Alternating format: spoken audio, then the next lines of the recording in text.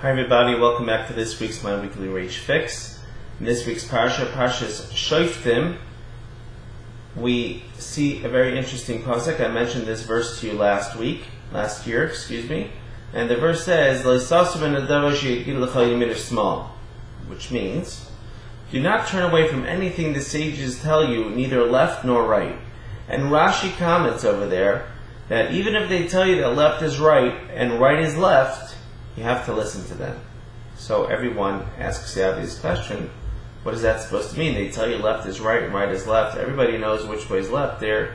It seems to be doing things backwards. And last year I went into an explanation. This year I wanted to share with you a story which I believe explains this as well.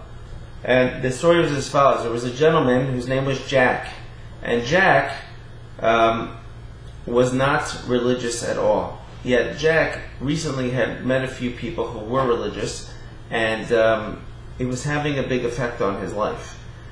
And Jack decided to enroll in a yeshiva, and Jack was very smart, very bright fellow, and it was not long before he started working his way up the ranks in the yeshiva, and within a year or two, he was one of the top guys in the yeshiva. Very, very learned, very accomplished. He was the wow of the entire yeshiva.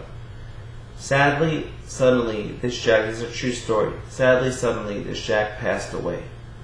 And it was major anguish, major grief for the yeshiva, certainly for his family. But the rabbis of the yeshiva were worried about one thing. What were they going to say to the parents of this Jack, his parents didn't want him to be yeshiva? They didn't want him to be religious or orthodox or do anything like that. What were they going to say at the Shiva home when they would pay a visit? What could they say?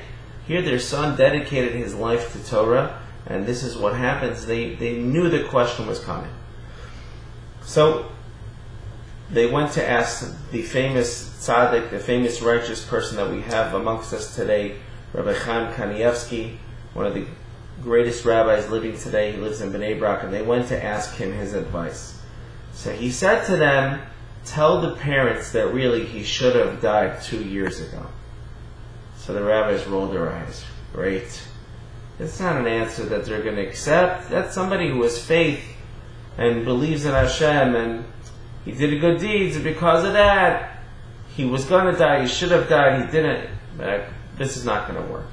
And they thanked the Rav, they thanked the rabbi, and they left, and they're trying to think of other ideas that they're going to say.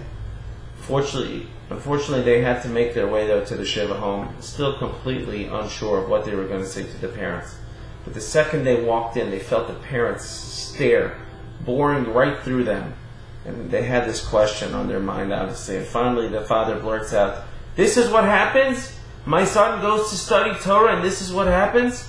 And the Rosh Hashiva was so taken aback, he really had nothing what to say, and he said what Reb Chaim Kanievsky told him to say. He says, really your son was supposed to die 2 years ago.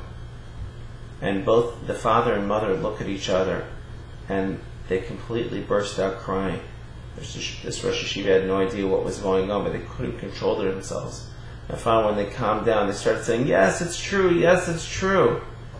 And he said, yes, it's true, right? And you want to share the story with me? So he says, yes, that first Friday night that he told us that he wanted to go to yeshiva and that he wanted to start becoming Orthodox, all his friends came over and they were going to go out on the town that night, and they tried to convince him it was going to be a good time, and he says, no, I don't want to go. I have something important. And I asked my son, what's so important that he couldn't go hang out with his friends? And he told me he wants to keep Shabbos, and I was making fun of him. I told him he should go out with his friends, and he chose not to go. And later that night, we found out that entire car got into a terrible car accident, and everybody had died. And my son did not die because he kept Shabbos. And the Rosh Hashiva was blown away, and he realized that he thought that Reb Chaim Kanievsky didn't understand the right way to answer the parents, but really, he knew the best answer to give. Trusting in our sages means that even though what they're saying to us seems like it's left, he's saying it's left and we're saying it's right, or he's saying it's right and we're saying it's left. What it means is have trust. They understand what they're saying. Sometimes to you it doesn't seem right, but to our sages it seems right. Have a great Shabbos. Take care.